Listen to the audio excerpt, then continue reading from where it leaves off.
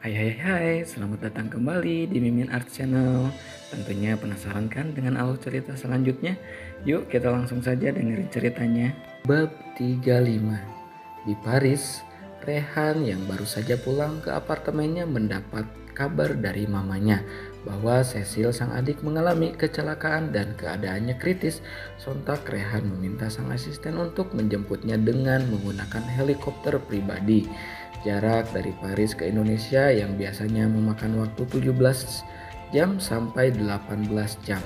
Tapi Rehan hanya membutuhkan beberapa jam saja untuk sampai ke Indonesia. Sesampainya di Indonesia, Rehan langsung menuju ke rumah sakit tempat adiknya dirawat. Bagaimana keadaan Cecil, Ren? Tanya Rehan saat sedang dalam perjalanan menuju rumah sakit. Yang saya dengar dari Nyonya, keadaannya masih kritis dan sempat membutuhkan transfusi darah karena mengalami pendarahan cukup hebat. Tuan, jelas Randy. Apa sudah ada pendonornya? Tanya Rehan. Saya belum tahu pasti Tuan, karena waktu Nyonya telepon hanya menceritakan itu saja. Jawab Randy. Ya sudah, lebih cepat lagi bawa mobilnya. Tita Rehan. Baik Tuan, jawab Randy. Randy mengendarai mobilnya lebih cepat lagi. Sesampainya di rumah sakit, Rehan langsung menuju kamar yang ditunjukkan oleh perawat. Di sana sudah ada Mama Rina yang sedang menangis sembari menggenggam tangan Cecil. Gimana keadaan Cecil, mah? Tanya Rehan pada sang mama.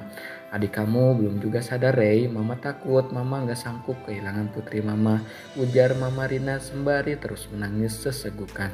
Apa papa sudah dikabari? Tanya Rehan lagi. Sudah, papa kamu baru bisa pulang besok. Di sana sekarang cuacanya lagi sangat buruk, jadi nggak bisa terbang pakai apapun. Jelas Mama Rina. Ya sudah, kita doakan saja semoga Cecil cepat pulih, ucap Rehan. Mama Rina terus menangis di pelukan Rehan. Rehan menatap adiknya dengan sedih. Sudah lama Rehan tidak memanjakan adiknya, tidak lagi bersikap hangat pada sang adik.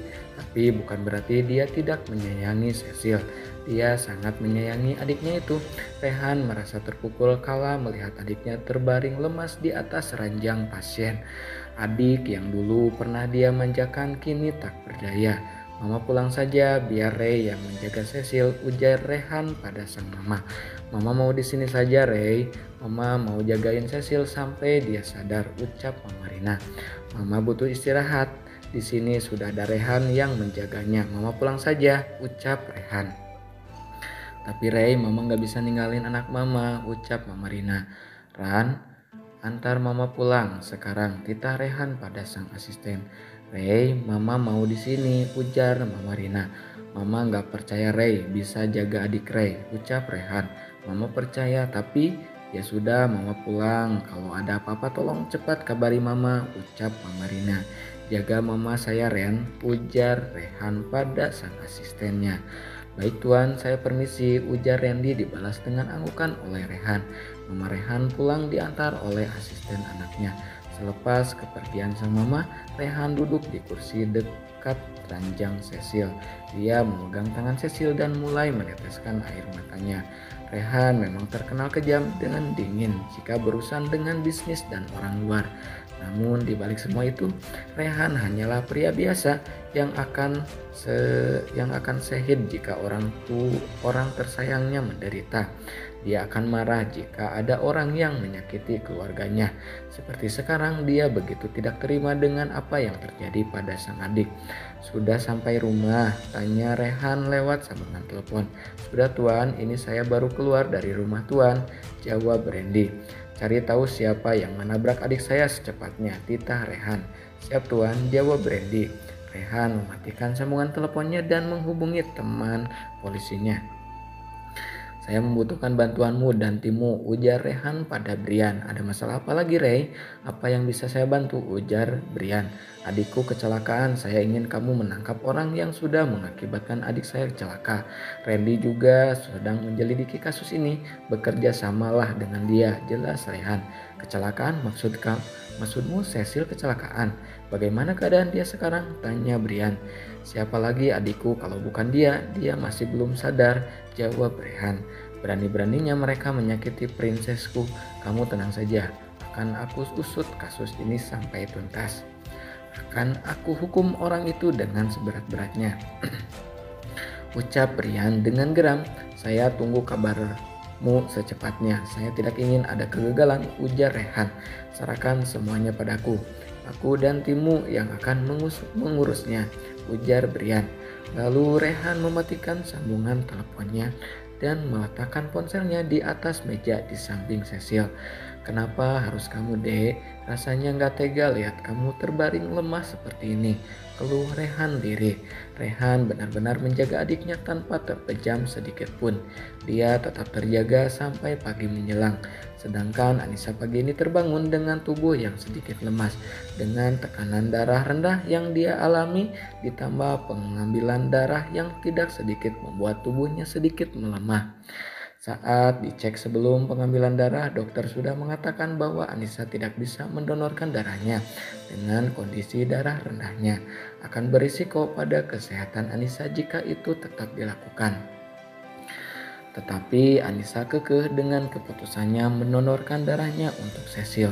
Dia juga tidak peduli dengan resiko yang akan dia dapatkan setelahnya. Sang dokter tidak bisa mencegah sikap keras kepalanya Anissa karena pada saat itu juga Cecil sangat membutuhkan darah itu dengan segera. Dan tidak ada waktu lagi untuk mencari pendonor lain karena jika terlambat Cecil tidak akan selamat. Lemas banget badanku, keluh Anissa saat bangun dari ranjang.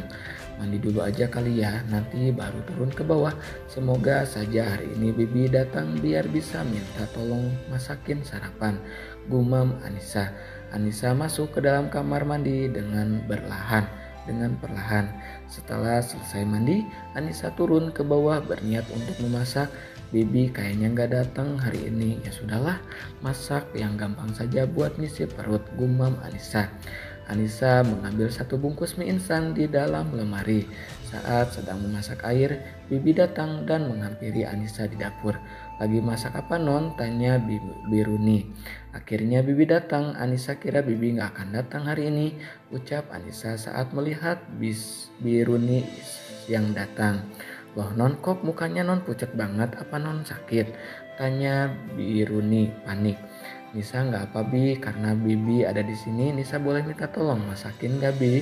Yang sederhana saja, jangan banyak-banyak, ujar Anissa. Boleh non, nona istirahat saja, nanti kalau udah beres baru Bibi panggil non, ucap Biruni. Nisa di sini saja Bi, kayaknya nggak kuat naik ke atas lagi, ujar Anissa. Bibi bantu duduk di sofa ruang tengah ya non, ujar Biruni. Nisa duduk di kursi ini aja Bi, makasih ya Bi. Bibi udah bantuin Anissa. Maaf Anissa ngerepotin Bibi, ujar Anissa. Gak apa non, Bibi malah seneng kalau Bibi dibutuhin di sini. Bibi juga makasih sama non karena non Nisa selalu bantuin kerjaan Bibi, padahal harusnya non gak perlu bantuin Bibi, ujar Biruni. Anissa duduk di meja makan sedangkan Biruni mulai memasak dengan tenang. Tak selang lama Biruni sudah menyelesaikan masakannya dan menatanya di meja makan. Non, makanannya sudah siap, makan dulu ya, ujar Biruni. Terima kasih Bi, Bibi juga ikut makan ya, ujar Anissa. Bibi udah sarapan di rumah non, Bibi mau langsung ngerjain yang lain saja ya. Non Nisa makan yang banyak, ujar Biruni. Terima kasih ya Bi, ucap Anissa. Sama-sama non, jawab Biruni. Setelah kepergian Biruni, Anissa makan sedikit demi sedikit. Baru 5 suap nasi yang masuk, Anissa menyudahinya. Kemudian dia meminum obat dan vitamin yang diberikan oleh dokter semalam. Setelahnya dia naik ke kamar dengan meminta bantuan Biruni. Anissa berniat untuk tidak berangkat ke kantor hari ini. Non Nisa pucat sekali wajahnya. Biar Bibi antar ke rumah sakit aja ya non, ujar Biruni. Gak usah Bi, Nisa cuma pusing dikit dan tadi sudah minum obat juga. Dibawa tidur sebentar pasti sembuh, ujar Anissa. Ya sudah kalau begitu non istirahat saja. Kalau butuh apa-apa panggil Bibi ya non, ujar Biruni. Ya Bi, terima kasih banyak, Bibi sudah membantu Nisa, ucap Anissa.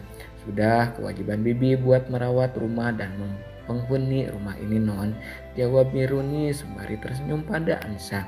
Ya sudah Bibi permisi dulu ya non, pamit. Biruni dibalas anggukan oleh Anissa. Anissa akhirnya tertidur kembali karena efek obat yang dia minum. Di lain tempat, Rehan masih di rumah sakit tempat Cecil dirawat. Belum ada tanda-tanda Cecil akan siuman.